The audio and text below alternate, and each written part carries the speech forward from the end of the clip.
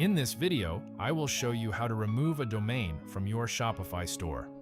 So, let's get started. First, log in to your Shopify admin dashboard and go to Settings, which you will find at the bottom left corner.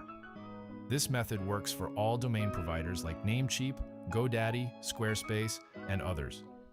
Now click on Domains. Here you will see a list of all the domains connected to your Shopify store. If you have multiple domains added, first make sure to set your Shopify default domain as the primary domain. This is important because Shopify requires one active primary domain at all times. Once your primary domain is set, hover your cursor over the domain you want to remove. You will see a delete or trash icon appear. Click on it, and then select Delete Domain. Confirm the action, and the domain will be removed from your Shopify store. And that's it. Your unwanted domain has been successfully removed. I hope you found this video helpful, and for more Shopify tutorials, please subscribe to my channel.